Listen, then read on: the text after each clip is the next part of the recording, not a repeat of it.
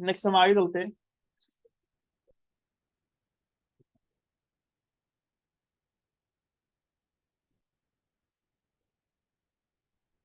अब हमारे पास ना क्या होता है, हमने क्लास तो बना दी। अब क्लास के अंदर ना इंस्टेंस वेरिएबल होते हैं क्योंकि डेटा मेंबर होते हैं। तो हाउ मेनी यानी there are how many ways to initialize a instance variable, यानी अगर मैं बात करूं अपने इनिशियलाइज करने की तो मैं आपको दिखा देता हूं यहाँ पर।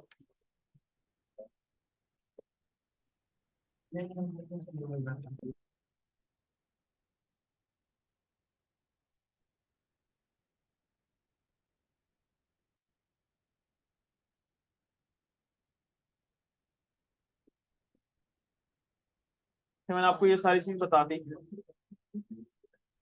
तो इसको तो जैसे मैंने बताया कि instance variable initialize by four ways. हमारे पास इंस्टेंस वेरिएबल को इनिशियलाइज करने के चार तरीके होते हैं। इंस्टेंस वेरिएबल को इनिशियलाइज करने के हमारे पास कितने तरीके होते हैं? चार तरीके। First one is by reference, second one is by method, and third one is by constructor, and fourth one is init block. ये चार तरीके होते हैं हमारे इंस्टेंस वेरिएबल को इनिशियलाइज करने के। क्या होते हैं? इंस्टेंस वेरिएबल को इनिशियलाइज करने के ये फोर वेज होते हैं। इंस्टेंस वेरिएबल कौन से होते हैं? जो डेटा मेंबर होते हैं। क्या होते हैं? हमारे डेटा मेंबर। ये जो हमारे पास डेटा मेंबर्स होते हैं उसको इनिशियलाइज करने के ये चार तरीके हैं। By reference, by method, by constructor और बाय इनिट ब्लॉक। इसको मैं करके दिखाता हूँ कि भाई इसको हम कितने तरीके से करते हैं, किस तरीके से हम करते हैं, उसको यूज करते हैं।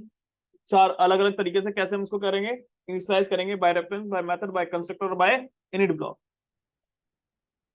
तो अगर मैं इसको यूज करता हूं तो एक एक करके मैं सारे तरीके करके दिखाता हूं। और एक और क्वेश्चन है यहाँ पर, what are the different ways to create object in जावा।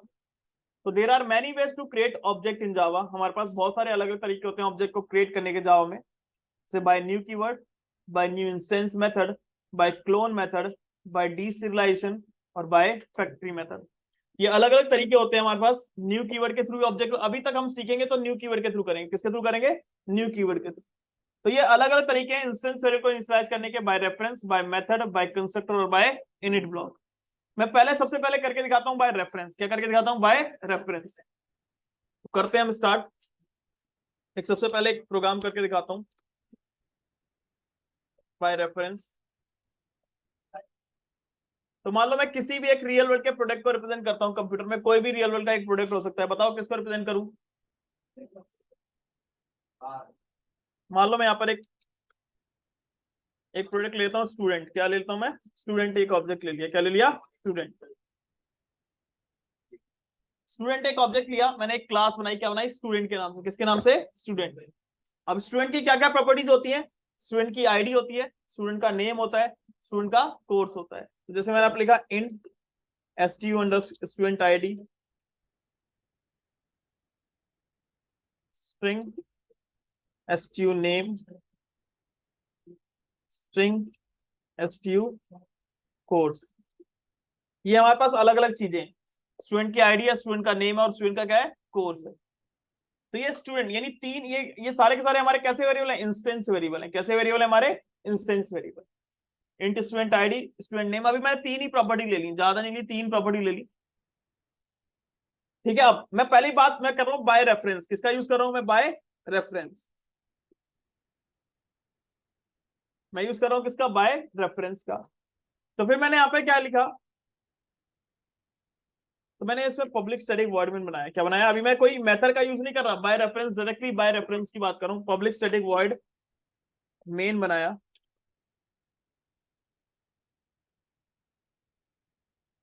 और यहाँ पे करता क्या हूं मैं? इसके अंदर मैं करता क्या हूं? मैंने यहाँ पर सबसे पहले, अभी मेरी क्लास है, क्लास के अंदर इसकी प्रॉपर्टीज है, इंस्टेंस वेरिएबल है। क्या है हमारे? Instance variable. और इंस्टेंस वेरिएबल को मेरे को इनिशियलाइज करना है। क्या करना है मेरे को? इनिशियलाइज करना है। तो इसमें इनिशियलाइज करने के लिए इंस्टेंस है, इंस्टेंस को इनिशियलाइज करने के लिए क्या बनाएंगे? ऑब्जेक्ट बनाना पड़ेगा। क्या बनाना पड़ेगा? ऑब्जेक्ट। तो इसके लिए मैं अपनी क्लास का ऑब्जेक्ट बनाता हूं। तो मैंने लिखा है student s1 is equal to new student. Student s1 is equal to new student.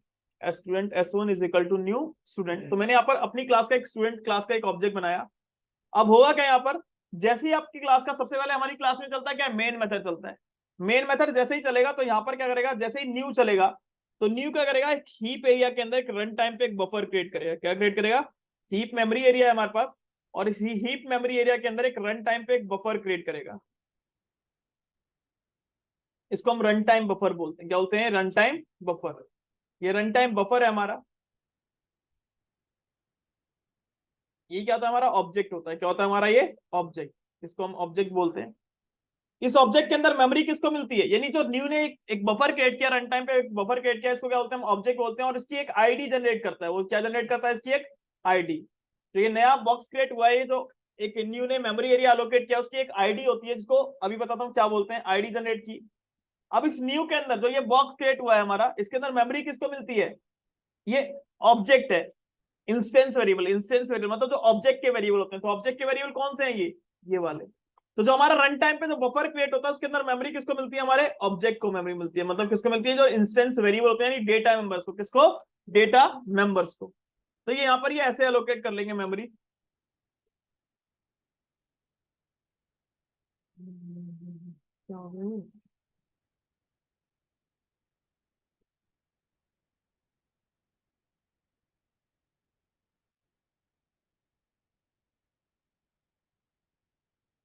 मैंने ऐसे कर दिया।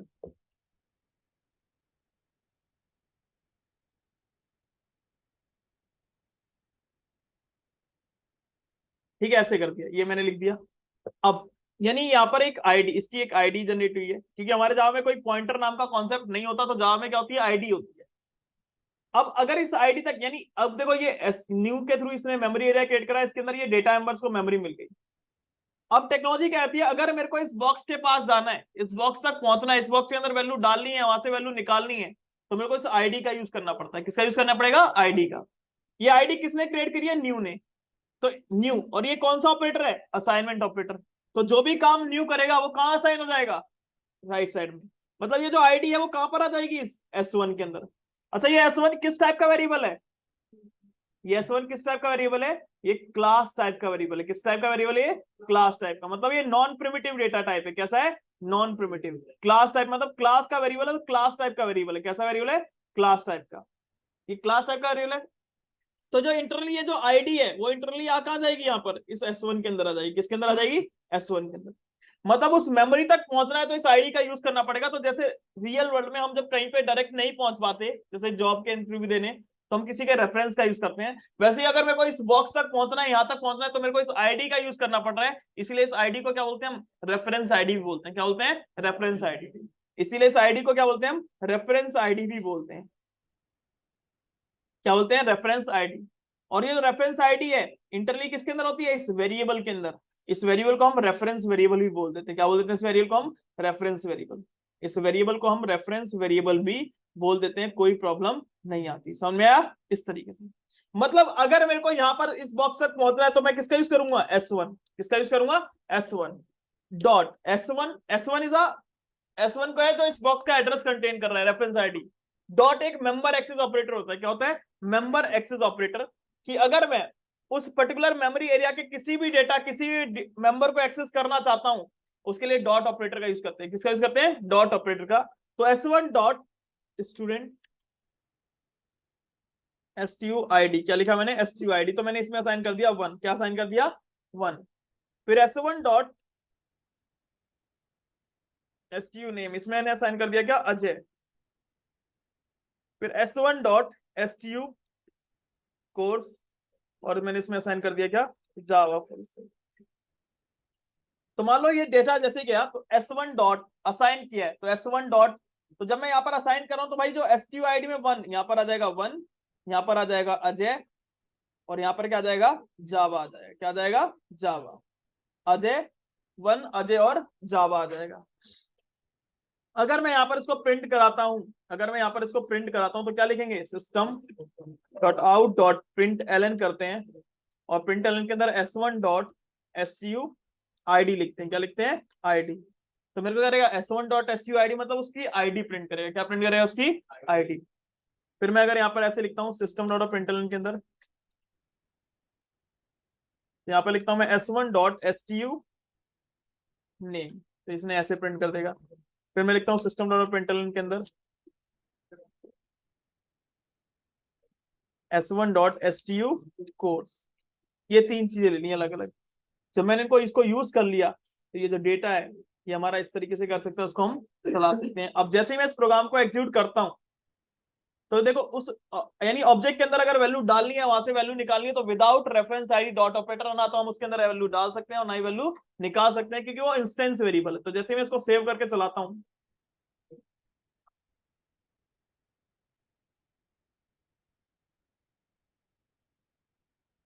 तो जैसे ही मैं यहाँ पर गया, उसको मैं इंपन इंटू सीएमडी करता हूँ और इसको रन करता हूँ, जावा सी स्टूडेंट। तो कंपाइल किया मैंने, कंपाइल फाइंस पे लिखा जावा स्टूडेंट, और जैसे ही मैं एंटर मारता हूँ तो यहाँ पर कर दिया वन अजय और जावा, प्रिंट कर दिया। क्या कर दिया? वन अजय और जावा। आप कैसे भी लिख सकते हो, अगर यहाँ पे लिखते हो आप आईडी। इस काम को और इजी कर देंगे हम मेथड के थ्रू, क्योंकि यहाँ पर तो हमारा कोड ना थोड़ा लेंथी हो जाएगा। कोड क्या हो जाएगा? थोड़ा लेंथी हो जाएगा। जब मैं मेथड बनाऊंगा तो मेथड के थ्रू इस काम को और इजी कर दूंगा। तो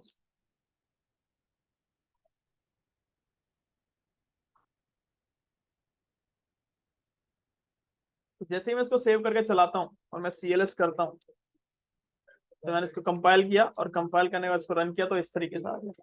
अगर मान लो आप एक और ऑब्जेक्ट ऐड करना चाहो, क्योंकि object is always allocate a new memory, new is always allocates a new memory in heap area at run time. New क्या होता है हमारा? एक हमेशा एक नई मेमोरी अलोकेट करता है और रन टाइम पे मेमोरी अलोकेट करता है। कब अलोकेट करता है? रन टाइम पे। और कहां पर? हीप एरिया के अंदर। किसके अंदर? हीप के अंदर। मैं इसको शेयर कर देता हूं एक बार आपको।